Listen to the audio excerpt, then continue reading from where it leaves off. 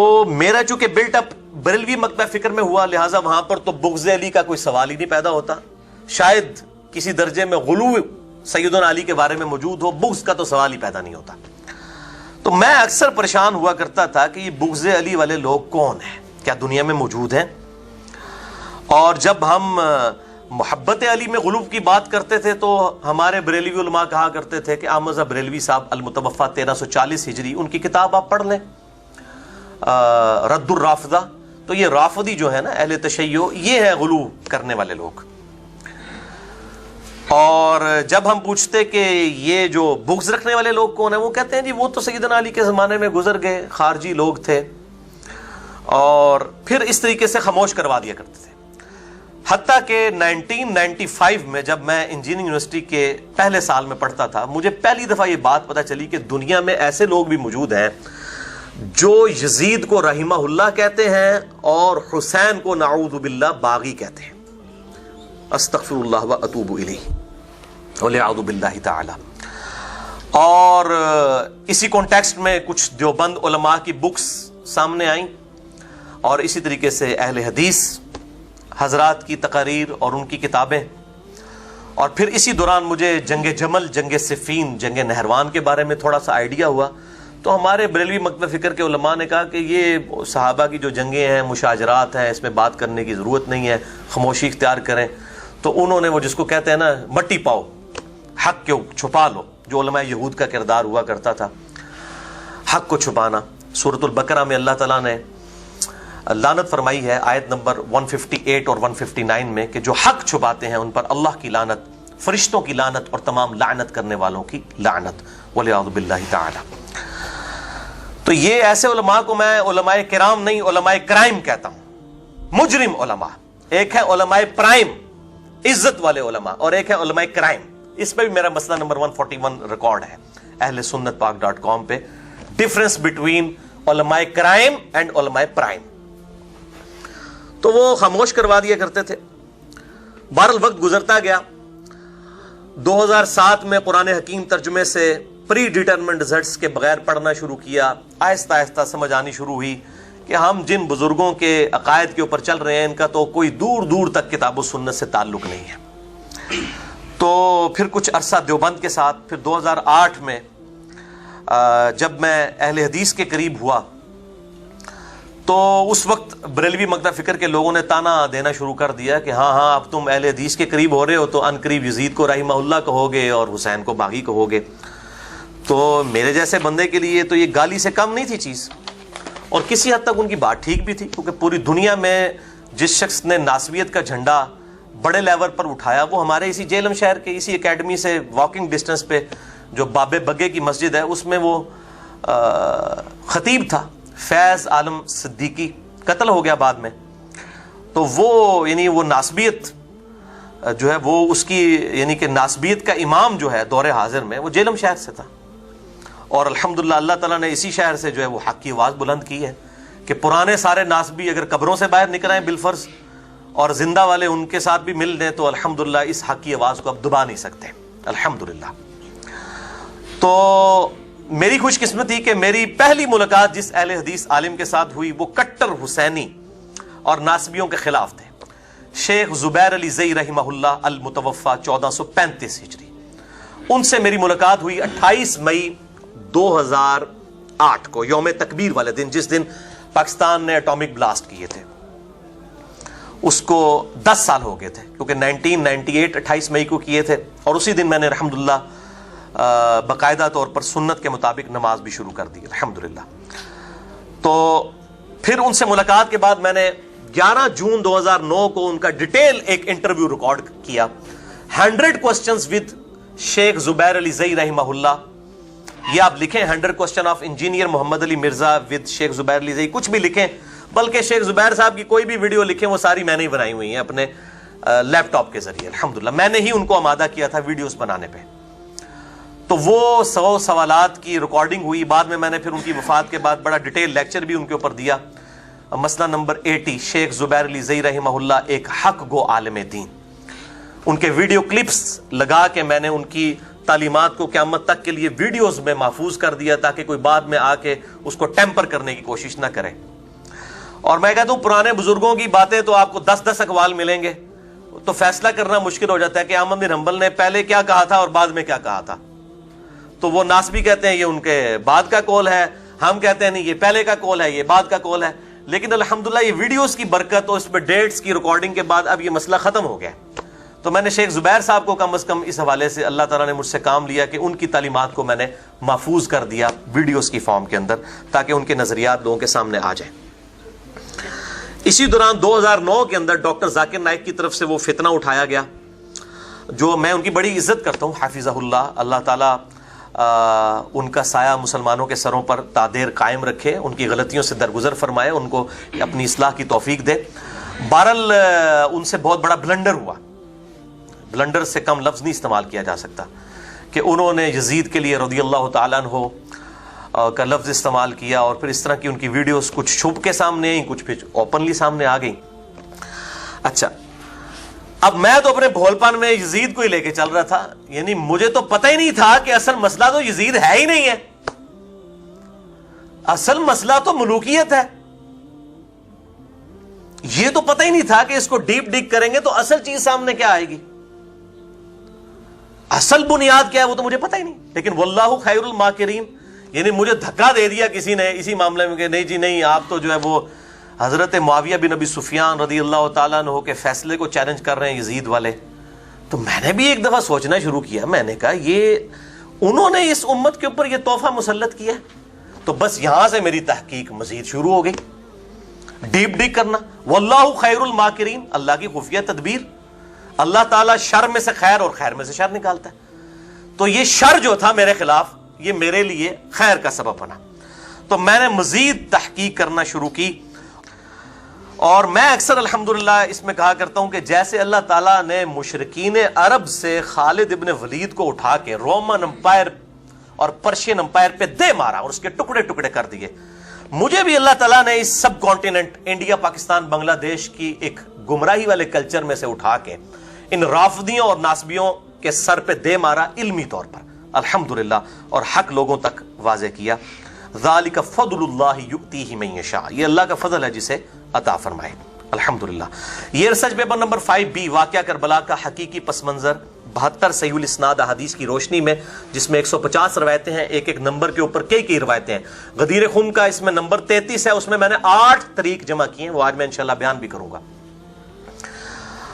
اور اس کو پڑھنے کے بعد آپ کو سنی اور ٹنی کا فرق پتہ چل جائے گا. ایک ہے سن سنا کے سنی, میں کہتا ہوں وہ ہے ٹنی, نان بکش مسلمان, اور ایک ہے کتاب و سنت کے منہج والا, جو بزرگ بابوں کے پیچھے نہیں چلتا بلکہ کتاب و سنت کے دلائل کے پیچھے چلتا ہے, وہ ہے صحیح سنی. ورنہ آپ روح افزا کی بوتل لیں, اس میں شراب ڈالیں, باہر روح افزا لکھا ہے, اندر چیک نہیں کریں گے یہ شراب ڈلی ہوئی ہے یا روح افزا ہی ہے یا جامع شیری ہے. تو اس طریقے سے اہل سنت لکھ لینے سے کوئی سنی تو نہیں بن جائے گا. آپ بریلویوں سے پوچھیں, دیوبندیوں سے پوچھیں, اہل حدیث سے پوچھیں, ایون قادیانیوں سے پوچھیں کہ جی شیعہ سنی جو تفریق ہے اس میں سے آپ کیا ہیں, وہ بھی کہیں گے ہم سنی ہیں, ٹھیک ہے نا جی, لیکن کیا سنی ہو جائیں گے, ٹنی ہی رہیں گے. تو سنی اور ٹنی کا فرق پتہ چلے. اور الحمدللہ اس علمی جنگ میں اہل سنت کی عوام جو ہے, چاہے بریلوی ہوں, دیوبندی ہوں, اہل حدیث ہوں, اور اہل تشیع کی عوام نے بھی میرا پورا ساتھ دیا, اور میں پرسنلی ان کا شکر گزار ہوں جو حق قبول کرنے والے لوگ ہیں. ظاہر ہے ہزاروں ای میلز پوری دنیا سے ریسیو ہوتی ہیں, اور اس میں بھی ٹاپ آف دا لسٹ اہل حدیث عوام ہے, کیونکہ ان کی تربیت ہوئی ہے کتاب و سنت کو فائنل اتھارٹی ماننے پہ, اس لیے پھر وہ اپنے بزرگوں بابوں کی نہیں سنتے. یہی وجہ ہے کہ میرے خلاف پھر سب سے زیادہ پراپوگنڈا بھی اہل حدیث علماء کی طرف سے ہوا. ظاہر ہے کہ جس کی روزی پہ لات پڑتی ہے اسی نے ہی بولنا ہوتا ہے. تو اہل حدیث عوام نے ساتھ دیا, اور مجھے اس بات کو کہنے میں کوئی آر نہیں, میں ببانگ دول یہ بات کہتا ہوں کہ میں پوری دنیا میں جتنے بھی مکاتب فکر ہیں, اہل سنت کہلوانے والے تینوں گروہ, بریلوی, دیوبندی, اہل حدیث, یا اس کے علاوہ آف شوٹس ہیں حنفی, مالکی, شافعی, حنبلی, اور باقی یہ ہوں یا اہل تشیع کے جتنے بھی آف شوٹس ہیں, اثنا عشری ہوں, زیدیہ ہوں, اسماعیلیہ ہوں, کچھ بھی ہوں, ان میں سب سے بڑھ کر میں حق کے قریب جو ہے وہ اہل حدیث کے منہج کو سمجھتا ہوں. اہل حدیث علماء کی بات نہیں کر رہا, اہل حدیث ایز اے فرقہ بات نہیں کر رہا، منہج اہل سنت کے منہج کی بات کر رہا ہوں۔ بہرحال اہل حدیث خالی نام لگایا کسی نے اور اندر سے منکرین حدیث ہے، صرف رفع الیدین کی حدیثیں مانتا ہے، تو وہ پھر ظاہر ہے وہ فرقہ اہل حدیث میں ہوگا، وہ منہج اہل حدیث پہ نہیں ہوگا۔ منہج اہل سنت یا منہج اہل حدیث پہ وہ ہوگا جو بخاری اور مسلم کی ساری حدیثیں مانے گا، چاہے وہ رفع الیدین سے متعلق ہوں، چاہے بنو امیہ کی بدماش حکومت کے خلاف ہوں، وہ پھر صحیح سنی ہوگا، ادروائز وہ ٹنی ہوگا۔ اور اکثر ظاہر ہے علماء کی اکثریت تو پھر ٹونیوں والا ہی معاملہ کرتی ہے، اور تمام علماء کی طرف سے اس قسم کے پھر الزامات بھی سامنے آتے ہیں، اور میں وقتاً فوقتاً ان کے جوابات دیتا رہتا ہوں۔ لیکن لیکچر جو ریکارڈ کروایا تھا وہ تو میں نے اس اعتبار سے ریکارڈ کروا دیا، جو نشستیں تھیں 4 مسئلہ نمبر 124 ABCD، تاکہ یہ معاملات جو ہیں وہ ہمیشہ کے لیے دفن ہو جائیں۔ لیکن اس میں نے اہل تشیع، بریلوی، دیوبندی، اہل حدیث تمام کی طرف سے جو مجھ پہ ایلیگیشن لگائی گئی تھی، میں نے سب کا رد کیا تھا، اور اس کی وجہ سے کچھ لوگ مجھ سے ناراض بھی ہوئے کہ آپ نے جی اہل حدیث کی اس طرح غلطیاں نہیں بتائیں جس طرح باقیوں کو آپ ٹارگٹ کرتے ہیں، تو آپ اہل حدیث کے لیے نرم گوشہ رکھتے ہیں۔ میں الحمدللہ تمام مکاتب فکر کے مسلمانوں کے لیے نرم گوشے رکھتا ہوں، کسی کے لیے تھوڑا زیادہ رکھتا ہوں، کسی کے لیے کم، لیکن سب کے لیے نرم گوشے رکھتا ہوں، اور کڑوے گوشے بھی رکھتا ہوں الحمدللہ۔ اور جہاں پر حق بات ہے وہ قبول کروں گا، جو غلط بات ہے میں اس کا رد کروں گا۔ آج میں اس ایلیگیشن کو بھی دور کرنے لگا ہوں، اور اہل حدیث کی طرف سے ایک بہت بڑا بلنڈر ان کے علماء کی طرف سے، کئی علماء کی طرف سے ہوا ایک جیسا ہی، وہی شیعہ سنی ٹسل کے اندر آ کر انہوں نے ایک واضح صحیح حدیث کی نہ صرف انکار کیا بلکہ اس کی انہوں نے تحریف تک کر دی اور اس کو ٹیمپر کر دیا۔ ظاہر ہے کہ جب آپ حدیث آدھی لکھیں گے تو ظاہر ہے دل ماننے سے انکار کریں گے، اور پھر آدھی لکھ کے پھر اس کو بھی آگے سے تحریف کر دیں گے، بدل دیں گے، تو ظاہر ہے کہ ہم پھر یہی بات کریں گے۔ بہرحال کوشش یہی ہے کہ علمی اصلاح کی جائے، فتویٰ بازی والی بات نہیں ہے۔ اور اسی ٹاپک کی سینسٹیوٹی کے پیش نظر میں نے آج پہلی دفعہ ایسا کیا ہے کہ میں تمام اوریجنل بکس ساتھ لے کر آیا ہوں، اور میں وہ ریکارڈنگ میں دکھاؤں گا تاکہ کسی کو شک و شبہ باقی نہ رہے، اور یہ میں اہل حدیث کی جو عوام ہے خصوصاً ان سے مخاطب ہوں جن سے مجھے خیر کی سب سے زیادہ امید ہے as compare to Barelvi, Deobandi اور شیعہ کے، کہ آپ کے علماء جو ہیں ان کے اندر کس طریقے سے اس طرح کی ناسبیت پائی جاتی ہے چھپی ہوئی، اور پھر جب فنڈنگ ہونی شروع ہوتی ہے اس کے بعد وہ پھر کھل کر سامنے آتی ہے۔ تو یہ مقصد کسی کو ذلیل کرنا نہیں ہے، مقصد صرف حق بتانا ہے۔ اس کے بعد ہم یہ امید کرتے ہیں کہ اہل حدیث کی عوام اپنے علماء سے ریٹن میں اس کا رجوع کروائے گی اور اپنی اصلاح کروائے گی۔ ادروائز پھر سمجھ لیں کہ جو ہم رونا روتے ہیں کہ مولوی جڑے نا وہ پاویں کسی فرقے دے بھی ہون نا وہ ایک کو جہی ہوندے نے، مولوی مولوی ہے، ٹھیک ہے جی۔ تو لیکن ہم کوشش کریں گے کہ حق بات کو اس حوالے سے واضح کریں۔ بھائیو، سورۃ البقرہ کی آیت ہے 85 نمبر، اعوذ باللہ من الشیطان الرجیم، بسم اللہ الرحمن الرحیم۔ علماء یہود کو اللہ تعالیٰ نے ٹونٹ کیا ہے، تانا دیا ہے۔ افتؤمنون ببعض الکتاب وتکفرون ببعض، کیا تم کتاب کے کچھ حصے کو مانتے ہو شریعت کے اور کچھ حصے کو چھوڑ دیتے ہو؟ کتاب شریعت کے لیے بھی آتا ہے اور بک کے لیے بھی آتا ہے۔ پھر اللہ تعالیٰ نے فرمایا کہ اس کی جزا اس کے سوا کچھ نہیں کہ دنیا میں ذلت تمہارا مقدر ہو اور آخرت میں شدید عذاب کی طرف تمہیں لوٹایا جائے، وَلِعَوْذُ بِاللَّهِ تَعَالَى، اور اللہ تعالیٰ تمہارے اعمال سے غافل نہیں ہے۔ سورۃ البقرہ آیت نمبر 85۔ اب یہی علماء یہود والی خرابیاں اس امت پہ بھی آئیں۔ صحیح بخاری اور مسلم کی متفق علیہ حدیث ہے، بخاری میں 3456 اور صحیح مسلم میں 6781، مشکات میں بھی موجود ہے 5361 انٹرنیشنل نمبر کے مطابق، کہ آپ صلی اللہ علیہ وآلہ وسلم نے ارشاد فرمایا تم بھی اگلے لوگوں کے پیچھے چل پڑو گے، قدم بقدم، بالشت بر بالشت، حتیٰ کہ اگلے لوگوں میں سے کوئی گوہ کے سوراخ میں داخل ہوا تو تم بھی وہی کام کرو گے۔ صحابہ کرام علیہم رضوان نے پوچھا یہ اگلے لوگوں سے مراد کیا یہود و نصارہ ہیں؟ آپ نے فرمایا اگر وہ مراد نہیں تو اور کون مراد ہے؟ یعنی یہود و نصارہ کے علماء کی خرابیاں، اور ظاہر خرابیاں علماء سے ہی پبلک میں آتی ہیں، سیم اس امت میں بھی آئیں گے۔ تو یہ معاملہ جو ہے وہ تمام مکاتب فکر کے اندر اس حوالے سے پایا جاتا ہے. اب میں اس حوالے سے گرفت کروں کہ جو اہل حدیث علماء ایک کرتا دو کرتے تو ہم کہتے یہ حادثہ ہے. جب سارے یہ کام شروع کر دیں ایک خاص ایشو کے بارے میں تو پھر ہم کہیں گے یا تو چھپی ہوئی ناسبیت ہے ان کے اندر, یا ان کو فنڈنگ اس اعتبار سے ہو رہی ہے کہ وہ دین کے اس حصے کو چھپانا چاہتے ہیں. شیعہ سنی کنفلکٹ کے اندر آ کے چاہے وہ اہل سنت کی کتابوں میں بھی حدیثیں موجود ہیں, بخاری اور مسلم میں بھی ہیں, اس کو وہ تحریف کرنے پر آمادہ ہو جاتے ہیں. وَلِعَوْذُ بِاللَّهِ تَعَالَى. تو یہ پہلا حوالہ میں دینے لگا ہوں. اہل حدیث علماء میں top of the list Pakistan میں ان سے بڑا کوئی تحریر کے اعتبار سے عالم دین نہیں ہے اس وقت. تمام موضوعات پہ ان کی درجنوں کتابیں ہیں. میں پرسنلی بہت عزت کرتا ہوں, میں نے کئی چیزیں ان کی کتابوں سے سیکھی بھی ہیں, اور وہ ہے محمد اقبال کیلانی صاحب, جو عبد الرحمن کیلانی رحمہ اللہ, جن کی میں دل سے عزت کرتا ہوں, ان کے بھتیجے ہیں.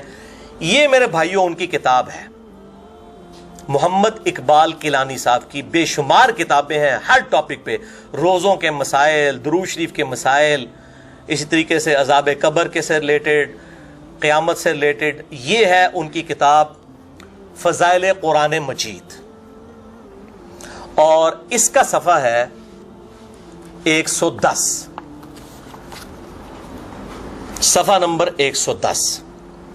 فضائل قرآن لکھ رہے ہیں, صفحہ نمبر 110 پہ انہوں نے غدیر خم کی جو حدیث صحیح مسلم میں ہے وہ آدھی لکھی ہے. یہ سامنے رکھیں تھوڑی دیر تاکہ جس نے پڑھنا ہو تو پڑھ لے. یہ پورا پیج نظر آئے, یہ والا. انہوں نے حدیث لکھی کہ آپ صلی اللہ علیہ وسلم نے ارشاد فرمایا, آگاہ ہو جاؤ کہ میں اپنے بعد دو بھاری چیزیں تم میں چھوڑ کر جا رہا ہوں. اسے حدیث ثقلین بھی کہتے ہیں, بھاری چیزوں والی. ان میں سے پہلی چیز اللہ کی کتاب ہے, اس میں ہدایت ہے, اس میں نور ہے. تم اللہ کی کتاب کو پکڑو, اپنا تعلق اس کے ساتھ مضبوط کرو. اللہ کی کتاب اس کی رسی ہے, جو اس کو پکڑے گا ہدایت پر ہوگا, جو چھوڑ دے گا گمراہ ہو جائے گا. پھر دوسری چیز فرمایا میرے اہل بیت ہیں, میں اپنے اہل بیت کے بارے میں تمہیں اللہ کا خوف دلاتا ہوں. اور 3 بات آپ نے یہ جملہ 3 بار ریپیٹ کیا, لیکن اس شخص کو شرم و حیا نہیں آئی. اس نے آدھی بات لکھی قرآن کے بارے میں, اوپر لکھا 2 چیزیں چھوڑ کے جا رہا ہوں. پہلی چیز کا ذکر کیا, دوسری کو سکپ کر دیا. اور یہ چیز بدنیتی پہ اس لیے مبنی ہے کہ اس کے فوراً بعد اگلی حدیث انہوں نے جو لکھی ہے نیچے والی, المستدرک للحاکم کی, انٹرنیشنل نمبر کے مطابق 318 نمبر, کہ اپنے بعد 2 چیزیں چھوڑ کر جا رہا ہوں, ان کو پکڑ لوگے کبھی گمراہ نہیں ہوگے. حجۃ الوداع کا خطبہ, اوپر والا غدیر کا تھا, یہ حجۃ الوداع کا. ایک اللہ کی کتاب اور دوسرے اس کے رسول صلی اللہ علیہ وسلم کی سنت. یہاں اس نے دونوں چیزیں لکھی تاکہ قاری کو یہ پتا چلے کہ جو اوپر 2 تھیں وہ یہی والی 2 ہی ہوں گی. سمجھ آئی تو میں نے مولوی جو بڑھ کے نکلے ہیں نا, انہوں نے پتا ہے مولوی کیا کرتا ہے, اور دونوں کو اکٹھا لکھ دیا تاکہ, اور یہ میں آپ کو ثابت کروں گا کہ ان کے آگے جو بچے ہیں انہوں نے یہی کام کیا ہے. انہوں نے بریکٹ میں خود سے کتاب و سنت لکھ دیا غدیر خم میں بھی, اور رزلٹ نکل بھی آیا. تو یہ کام ڈالا انہوں نے. حالانکہ اسی پیج کے فٹ نوٹ پہ آپ دیکھیں تو اوپر والی غدیر کی جو حدیث ہے اس کی تخریج بھی کی ہوئی ہے انہوں نے, کہ یہ حدیث جو ہے وہ صحیح مسلم سے ہے, فضائل علی والے چیپٹر سے. فضائل علی بھی لکھا ہوا ساتھ, 6225 نمبر انٹرنیشنل نمبر کے مطابق. اچھا, یہ فضائل علی والے چیپٹر سے حدیث تھی تو 2 بھاری چیزیں تو چھوڑ کے جا رہا ہوں, پھر ایک قرآن اور دوسرا علی ہونا چاہیے تھا نا. تو قرآن لکھا اور اہل بیت کو سکپ کر دیا. حالانکہ نبی صلی اللہ علیہ وسلم کیا کہہ رہے تھے, 3 دفعہ فرمایا میں اللہ کا خوف دلاتا ہوں میرے اہل بیت کے ساتھ اس نے سلوک کرنا, لیکن شرم و حیا نہیں آئی. تو یہ جو میں کہہ رہا تھا نا کہ بچپن سے ہم سنتے تھے کہ ایک گروہ بغض رکھے گا اور ایک محبت رکھے گا, یہ اس کی پریکٹیکل مثال ہمیں نظر آئی. دل کا معاملہ ہم اللہ کے سپرد کرتے ہیں, ہم تو ظاہر پہ فتویٰ لگائیں گے نا جو نظر آ رہا ہے. دل کا معاملہ اللہ کے سپرد کرتے ہیں. یہ کام انہوں نے کیا. اب یہاں پر بس نہیں ہے, اسی اہل حدیث مکتب فکر کے ایک اور عالم دین اور پاکستان میں سب سے بڑا ادارہ, پاکستان میں دارالاسلام کے بعد جماعت الدعوہ جو حافظ محمد سعید صاحب کی جماعت ہے, ان کا ادارہ ہے دارالاندلس. یہ ہے میرے بھائیوں ان کی کتاب دارالاندلس کی فضائل قرآن. اس کے مصنف ہیں شفیق الرحمان کاظم صاحب. چلو 1 روپ لکھا لگا نا, اے دوسرے نے دیکھو کہ کام اس تو ایک کا تھگے گیا ہے. انہوں نے کیا کیا ان کی کتاب فضائل قرآن کے صفحہ نمبر 66 پہ آپ دیکھیں, یہ بھی ذرا کلوز کریں جی, یہ والا پیج. انہوں نے بھی سیم وہی حرکت کی کہ اوپر لکھی غدیر خون کی حدیث, اپنے بعد 2 بھاری چیزیں چھوڑ کر جا رہا ہوں, لیکن یہ چونکہ ایک سٹیپ آگے گئے, انہوں نے وہ 2 بھاری چیزیں چھوڑ کے جا رہا ہوں نا, بھاری کے آگے بریکٹ میں لکھ دیا کتاب و سنت. ان میں سے پھر آگے لکھا پہلی چیز اللہ کی کتاب ہے, اس میں ہدایت ہے, اس میں نور ہے, دوسری چیز لکھی کوئی نہیں, اور اوپر بریکٹ میں خود سے مولوی نے ڈال دیا کتاب و سنت, دوسری چیز اہل بیت. یہ تعریف ہے کہ نہیں, مجھے ایمانداری سے بتائیں قاسم بھائی, ٹھیک ہے, تعریف ہے کہ نہیں کہ اس حدیث میں الفاظ تھے کتاب و اہل بیت, اور 3 بار کہا اللہ سے ڈر جاؤ, نہیں ڈریا مولوی, کتاب و سنت خود سے لکھ دیا. اور اس نے بھی نیچے تخریج کی ہوئی ہے فٹ نوٹ پہ, صحیح مسلم باب فضائل علی حدیث نمبر 6225. تو اس کا کیا مطلب ہے, اس کو پتا نہیں ہے کہ فضائل علی میں سے تھی حدیث.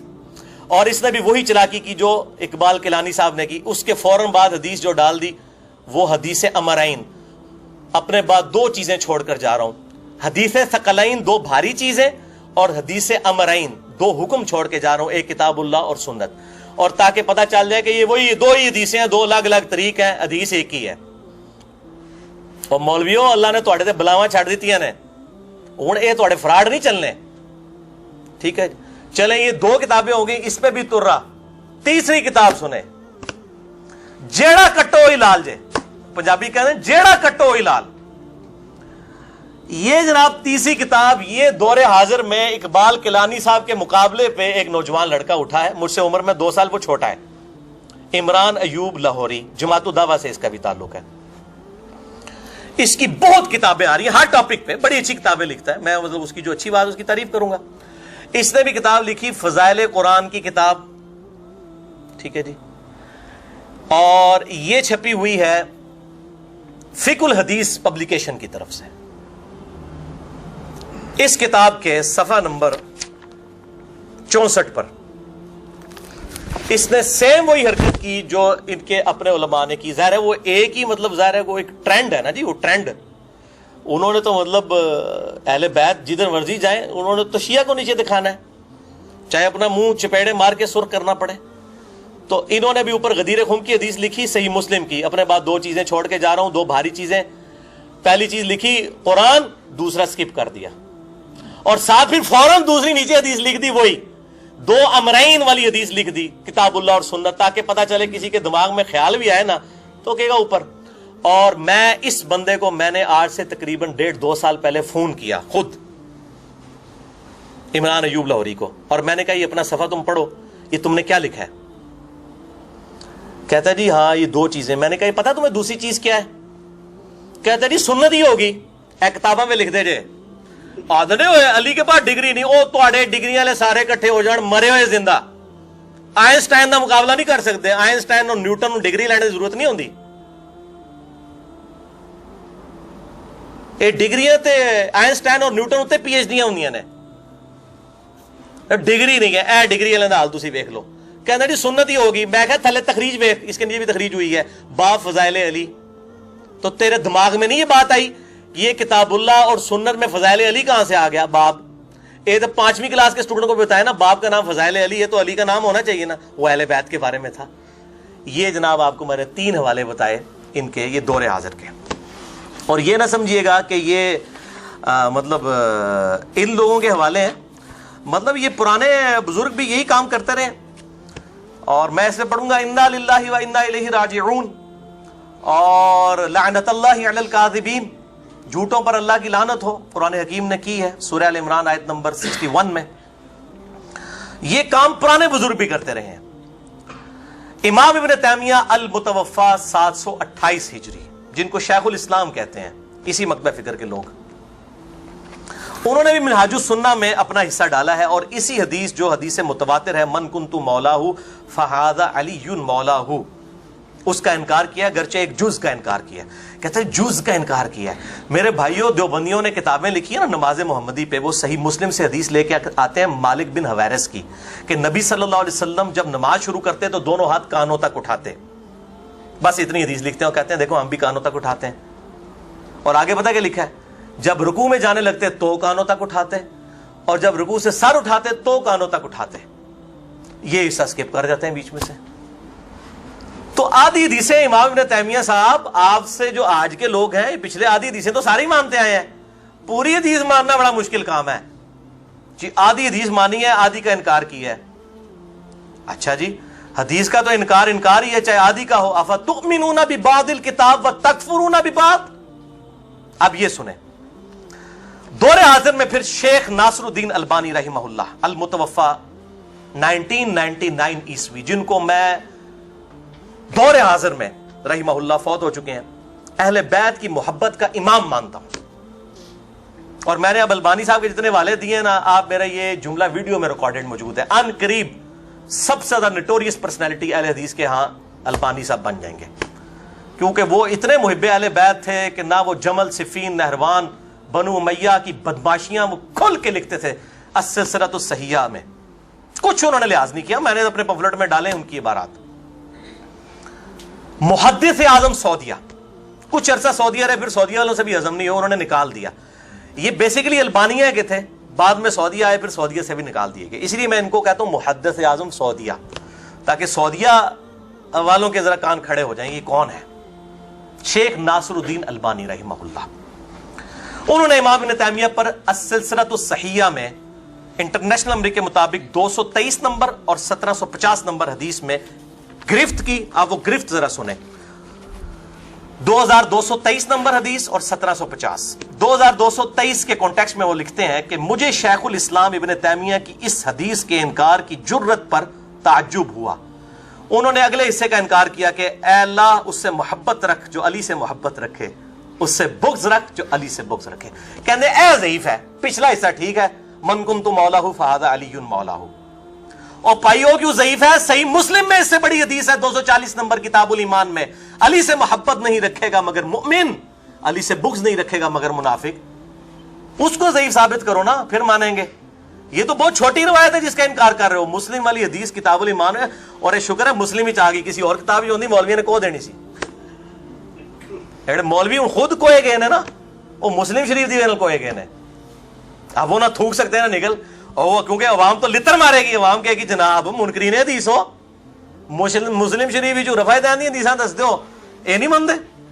اچھا, تو ابن تیمیہ کے بارے میں لکھتے ہیں کہ مجھے شیخ الاسلام ابن تیمیہ سلسلہ الصحیحہ 2223 نمبر کے کانٹیکسٹ میں انہوں نے یہ حدیث جو ہے غدیر خم کا ایک طریق لیا اور اس پہ بحث کی. کہتے ہیں مجھے شیخ الاسلام ابن تیمیہ کی اس حدیث کے انکار کرنے کی جرت پر بڑا تعجب ہوا.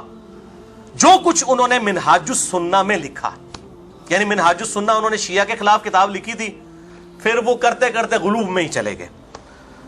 پھر البانی صاحب لکھتے ہیں مجھے اس کی وجہ سوائے اس کے کچھ اور نظر نہیں آتی کہ وہ جلد بازی اور شیعہ کے رد میں مبالغہ کے باعث ایسا کر گئے. اللہ ان کو معاف کرے. اچھا جی, اللہ ان کو معاف کرے, اللہ دیوبندیوں بریلوی شیعوں کو معاف نہ کرے, تو اڑے بزرگوں کو اللہ معاف کرے, جو مرضی کرتے رہن, اللہ ان کو معاف کرے. شیعہ کے رد میں مبالغے کے باعث اور احادیث میں جلد بازی کا حکم. 1750 نمبر حدیث کے کانٹیکسٹ میں وہ لکھتے ہیں کہ احادیث کے سب طریق انہوں نے جمع نہیں کیے, سب طرق, اور جلد بازی سے کام لیا اور دقت نظر سے اس حدیث کو نہیں دیکھا, اس لیے انہوں نے انکار کیا. لیکن یہ کام ختم نہیں ہوا. انکار انہوں نے کیا کیا, ابھی انڈیا میں ایک مولوی انہوں نے اٹھایا, ناسبیوں کا امام کفایت اللہ سنابلی, جسے میں کہتا ہوں یہ چند جو ناسبی ٹائپ اہل حدیث ہیں ان کا ڈاکٹر طاہر القادری ہے. بخاری اور مسلم کی احادیث کی بھی تعویل کر جاتا ہے, انکار تو کر نہیں سکتا. تو حافظ عمر صدیق صاحب نے بڑے پیارے کامنٹس اس کے بارے میں کیے ہیں کہ کفایت اللہ سنابلی کے ساتھ ہم یزید کے مسئلے پہ بات نہیں کریں گے, حجیت حدیث پہ بات کریں گے, کیونکہ یہ حدیثوں کا انکار کرتا ہے اور پھر باطل تعویلات کرتا ہے. تو اس کو میں نے کہا ہے کہ اہل حدیث میں جو ناسبی طبقہ ہے گھسا ہوا ہے نا, ان کا یہ جو ہے وہ ڈاکٹر طاہر القادری ہے تعویلات کرنے میں. اور اس نے بھی لکھا ہے اپنی کتاب اس نے لکھی ہے یزید بن معاویہ رضی اللہ تعالیٰ عنہ, اور بڑی شیاری کی ہے, وہ معاویہ کے اوپر رضی اللہ تعالیٰ عنہ ڈالا ہوا ہے تاکہ پتہ ہی نہ چلے کہ یہ یزید کے اوپر ڈالا ہوا ہے یا معاویہ کے اوپر ڈالا ہوا ہے. اٹھو مت بیٹھو, پتہ ہی نہ لگے کی کیا ہے, ٹھیک ہے نا. تو اس میں بھی اس نے لکھا ہے کہ میرا موقف ابن تیمیہ والا ہے, یہ اس حدیث من کنت مولاہ فہذا علی مولاہ. تو مجھے بڑی حیرانگی ہوتی ہے کہ جب یہ ہماری باتیں ویڈیو پہ چڑھتی ہیں نا تو وہ آج تو جس نے بھی مشہور ہونا ہے نا وہ یوٹیوب پہ لکھ دیتا ہے رپلائی ٹو انجینئر محمد علی مرزا, پاویں انہوں محلے والے بھی نہ جان دیں, رپلائی ٹو انجینئر محمد علی مرزا. اور کئی اہل حدیث علماء نے سعودیہ سے بیٹھ کے, توصیف راشدی صاحب ہوں یا باقی لوگ ہوں, انہوں نے رپلائی ٹو انجینئر محمد علی مرزا, اچھا وہ رپلائی کیا کیا ہوتا ہے, حضرت علی کی شان میں کوئی کلپ چڑھایا ہوتا ہے. او بھائی مجھے کیوں رپلائی کر رہے ہیں, آپ یہ لکھا کریں رجوع ڈیو ٹو انجینئر محمد علی مرزا, کیونکہ میں چیلنج کرتا ہوں کہ میرے میدان عمل میں اترنے سے پہلے کوئی ایک کلپ پرانا دکھا دے دنیا میں کسی اہل حدیث عالم کا جس نے حدیث غدیر خم بیان کی ہو. چیلنج. تو رپلائی ٹو منو کیوں پہ کر دے ہو, تسی چھپانے سے حدیثاں ہن مجبوراً بیان کرنی پیندیاں نے, رپلائی ٹو کیوں کیا کرو رجوع ڈیو ٹو انجینئر محمد علی مرزا. اور پھر آدھے آدھے کلپ اٹھا کے اپنا ہی لقمہ اس کے منہ میں ڈالنے کی کوشش کرتے ہیں. اور پھر الحمدللہ اللہ کے شعر ہر جگہ لوگ نیچے کامنٹس کر دیتے ہیں کہ جناب آپ نے جعلی کام کیا ہے, ٹھیک ہے. اور کئی لوگوں نے لکھا تھا ہاں آپ علی بھائی کی وجہ سے آپ نے بھی مولا علی کہنا شروع کر دیے, کل تک تے مولا نو شرک سمجھتے سو, ہوں تو ہی سمجھ آ گئے مولا دے دو معنی ہوندے نے. تو یہ صرف جو آپ کے اندر یہ معاملات ہوئے, لیکن ہم اپریشیٹ کرتے ہیں الحمدللہ, حق بات کو قبول کرتا ہے, بہت اچھی بات ہے. لیکن برائے مہربانی اس کا نام رپلائی ٹو انجینئر محمد علی مرزا نہ کریں, لکھیں رجوع ڈیو ٹو انجینئر محمد علی مرزا. آپ نہیں بھی لکھیں گے تب بھی یہ صدقہ جاری ہے, مجھے ہی ملنا ہے, بے فکر ہے, اللہ کو تو پتا ہے نا. تسی نہ بھی لکھو, تسی رپلائی ٹو لکھ کے اپنے کوئی مطلب کوئی ریالہ دا چندہ اور لے لو, علیحدہ گل ہے, لیکن مطلب میرا جڑا معاملہ ہے منو تے اللہ دے حضور میرا اجر الحمدللہ پکا ہے, اللہ نو پتا ہے کہ کنے رجوع کروایا ہے, سب کو پتا ہے, دنیا دیکھ رہی. میرے بھائی میں علماء سے کہتا ہوں کہ لوگوں نے گھاس کھانا چھوڑ دیا ہے, پہلے آپ کی کٹی ہوئی گھاس کھاتے تھے, اب لوگوں کے ہاتھ میں بخاری مسلم ہے. ہوں تو چڑھ جان گے, ہوں پبلک بڑی ہوشیار ہو چکی ہے. تو یہ انہوں نے بیان کہاں کرنی تھی آپ کو, میں نے یہ سارے علماء کی تحریفات دکھا دی ہیں, انہوں نے غدیر خم کی حدیث میں باقاعدہ تحریف کی ہے.